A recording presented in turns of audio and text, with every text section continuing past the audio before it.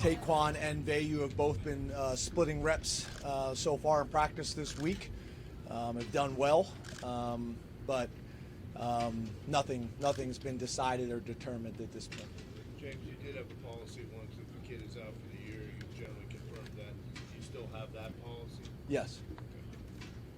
James, PJ Mustipher, what did you think of the guys that filled in for him, and is there any hope that he could be back? Yeah, so PJ is out for the year. As you know, that's the one time I'll answer that if you ask specifically about a guy. I talked to PJ ahead of time. I never want to make an announcement like that without talking to a player first. I think that's the right thing to do. But PJ will be out for the year, for the season. I thought the guys that went in behind, did some good things. Obviously, PJ we think is an elite level player, so they still got work to do. But I thought overall those guys did some pretty good things. Is it fair to ask about Sean's spirits right now and how he's doing in terms of it being his 5th year and being hurt at this point in the season? Yeah, good. I mean, it's part of the game, right? And Sean's had issues in the past. He's doing everything he possibly can to get back as soon as he possibly can, and go from there. I mean, what he's dealing with is not uncommon at the quarterback position. James, has he been working with Taekwon and Christian and giving him some advice and showing him some things? Yeah, Sean's always like that. Sean, from a preparation standpoint, we have an issue with garage doors, don't we? Yeah, Sean's always really good like that. He's preparing exactly the same. He's always trying to include those guys as much as he can. But obviously, Sean's schedule academically with where he's at, in his academic career compared to other guys, makes it challenging at times. But yeah, he does a great job with that stuff. James, you heard the crowd noise play a couple times. Is that something that you've designed for this week to help Taekwon and even Christian kind of get used to that, or no? Yeah, no different than we have done in the past. Same thing we've done with Sean. We and you guys know this. I've said this before. We have a decibel meter at games, so I know how loud it gets in each venue. So we can replicate it here. So yeah, nothing's changed. We had the decibel of what it was on Saturday. We've had it here in practice. As you can imagine, like most things, and I know you guys, I give this answer a lot, but it's not just one thing, that causes some of those challenges. But I think you guys know as well as I do, we haven't had a whole lot of issues with that in my 8 years here. I think I told you guys back when I was an offensive coordinator going to West Virginia one year, had an issue with it. Had not had an issue with it since until Saturday. James, how do you think Taekwon bounced back from Saturday, and how are his spirits? Yeah, I think these guys have played a lot of football throughout their careers. They've been in challenging situations. I wouldn't say -1, -2, -1 on the road in a hostile environment against the number 3 team in the country is how I would have drawn it up. But yeah, good. This week will be telling for both of them. We've only really had 2 practices, since then. Next week will be obviously important as well. We also have a practice tomorrow, that those guys will be involved in. Could you speak to the timing of the bye week, given how banged up you seem to be coming out of that game? Yeah, I mean, I'd prefer to go into the bye week with a win and going on the road and a lot of good mojo and those types of things. But yeah, obviously from a banged up perspective, the timing has been good. Taekwon and Christian, will that be a competitive situation? Yeah, it's always a competitive situation. Yes, sir. Going back to the bye week, you're facing things like the Clifford questions. How do you keep that 1-0 mentality that you have the tunnel vision with the bye week and those kind of aspects? Yeah, because it's just getting better this week and doing what we have to do to win the week in terms of our practices, in terms of our academics, in terms of getting a head start on Illinois. The next opportunity to be 1-0 is Illinois, but it's also it's about winning today too, right? So, we got a pretty good process of how we do it, and how we go about it. I thought the Leadership Council made some good decisions in the beginning of the week as well, how the guys were going to approach it from a social perspective, because that factors into it too. But so far so good. James, you've talked about a couple. Kids go home for the weekend. So we will practice on Thursday with the basically the developmental squad, and then the travel squad will run with Deej, and then they have to fulfill all their academic responsibilities on Friday. And once all their academic responsibilities are free, then if they want to go home or relax or whatever it is, they have Friday night. They got Saturday until we practice on Sunday to do what they want to do. James, you've talked about in the past of doing some self-scouting at bye weeks. Have you done that this year? And then if there's anything you want to share about what you've noticed that you maybe want to course correct in the second half of the season? Yeah, so we did it on each side of the ball. So the offense self-scouted themselves, the defense self-scouted themselves as well, and same thing with special teams. And then we did a day of crossover where the offensive coaches self-scouted the defense or opponent scout, however you want to look at it, and the defense did that with the offense as well, because it's always interesting how the defense looks at offense compares to how offense looks at themselves. So that was valuable, but yeah, nothing specific that I would be comfortable sharing in this setting. But yeah, I think I've said this to you guys before. Tendencies are not a bad thing. If you have a tendency, it means you're usually pretty good at something, but you need to be aware of what that is, right? So that you can find ways to complement it and keep people honest. So, but we did 2 full days on that, and then it moved on. We've talked a lot about injuries tonight. The whole going down in the middle of the game thing has dragged on for a few more days. It's one thing if fans say it. It might be another thing to hear it from someone in the same position as you. Kirk Ferentz has been, I would say, kind of pointed and somewhat accusatory of all of that. How does that make you feel? What do you think about that, and how do you address it? Okay. I hope that was loud enough that everybody heard the question, because I'm going to answer the question. I kind of wrote some things down because I thought this was coming.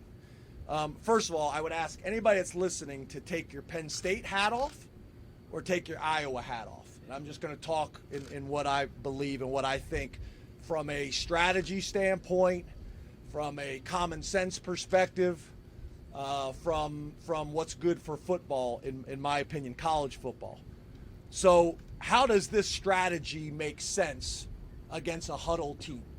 People use this strategy to slow people down. Spread offenses, tempo offenses. They huddle. So that strategy did not make sense in this situation. In our 6 years of playing them, 6 years straight, 4-2 with our record, has that ever shown up? Has anybody seen that? In my 8 years as a head coach, has that showed up at Penn State? In my 12 years as a head coach, has that showed up? Has not showed up.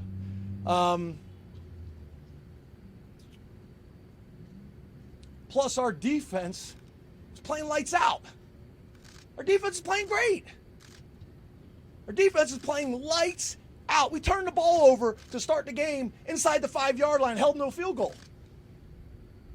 So again, go back and check it. And again, I'm not talking. I got tremendous respect for the University of Iowa. I got tremendous respect for their fans. It was a hell of a game in a tough environment. I'm not making excuses. I'm just stating how I see the facts. Take your fan hats off. I want the Penn State fans to take their hats off. Now let's talk about injuries. Okay, now hold on a second. Before that, now put yourself in the shoes of a parent. Your son is down on the field for an injury, and the stadium is booing them. We didn't just boo that. We booed balls falling off tees by the wind. I don't know who we were booing for that. We weren't gaining an advantage of that. But your son's down on the field with an injury, and I just told you PJ Mustipher is done for the year, and we're booing. Is that good for college football? Is that good for college football? Now, again, from a strategy standpoint, would it be strategic for us to tell PJ Mustipher to go down and fake an injury? One of our best players? One of our starters? One of our captains? Does that make sense? If you're going to do it, you wouldn't do it with your starter, your captain. All right, let's talk about his backup, Devon Elise, who also got booed. So would it make sense for the backup D tackle? We've already lost our starter. to send him out of the game for a play? I don't think so. AK, maybe our best defensive player. And his probably looked the worst. He went down. Maybe it's because he plays so hard and he was cramping. But am I going to tell AK to go down and not play a play on defense? Does that make any sense? Brisker, he went down twice against Wisconsin. They didn't boo him. Sean Clifford, did we want him to go down and not return in the game? Devin Ford, our starting tailback in the game, went down and did not return in the game. Did we want that to happen? Lovett went down, did not return in the game. Sutherland, our captain, went down and did not return in the game. So it was a physical game. Was there a bunch of injuries? I get it. And how it may have looked, I get it. I'm telling you, we don't coach it. We don't teach it. And may it look that way because there was a bunch of injuries in the game? I get it. There was a bunch of injuries in the game. But 70% of those guys never returned. So all I'm saying is I don't think this is right for college football. If a player goes down and it's my son and the stadium's booing him, it's no different than a player go down at practice. One of the things I tell the coaches all the time, a player goes down in practice, what do coaches used to say for 100 years? Get up, you're fine. Well, what if he's not? So I wasn't attacking the University of Iowa. I'm trying to protect college football. And I don't think that's the right thing for our game. So I know that was a long answer, but I got people coming into me all day, showing me things and things like that. And I got tremendous respect for their program, for their head coach who's been doing it a long time. But I felt like after the game I had to say something because when I got my starting D tackle, PJ Mustipher, down on the field and he can't play for the rest of the season, he's my captain, and they're booing him, I don't think anybody would feel good about that. And we had a number of guys go out of the game and never came back. So that was a long answer. 2 more questions. 2? If you were playing Illinois this weekend, this is a bit hypothetical, so sorry, would Sean be playing, or would he be preparing to play, or would he be in kind of an injured track? What was the last one?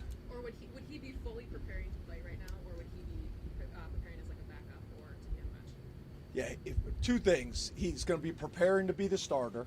And number 2, it's a good way to ask me if he is healthy or not. And I'm not answering that question because I do not get into specifics when it comes to injuries. It's a strategic, intelligent way of asking the question, but I'm not answering it. Sean's going to prepare to be the starter every single week. James, what is your game plan for you and the staff the rest of this week outside of the coaching stuff for the team that you told us about and then recruiting-wise as well? Yeah, so the coaches, we're all on the road recruiting. Hopefully this won't be a long answer because I got a flight to catch where I'm going to be in about 6 different states in 3 days. I got to prepare for 90-degree weather, 50-degree weather, 60-degree weather. I got it all mapped out.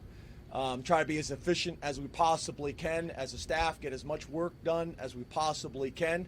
Most of the Illinois stuff is done at this stage. Most of us will get back on Saturday. One of the things that is really cool is, you guys probably know this, but Coach Poindexter is being inducted in the College Football Hall of Fame, and he's being honored at the University of Virginia this week. We actually worked with their athletic director about doing it this bye week, which matched up with a home game for them, so he'll be honored on Saturday. But the rest of us will all be out recruiting, and he'll be out recruiting up till that point. And then we'll get back here sometime Saturday evening and then get ready for our normal operation on Sunday for our Illinois week. And then on top of that, obviously we gain a little time on Sunday because we do not have to do the corrections from the previous game in meetings or on the field, so we'll gain a little bit of time on our preparation.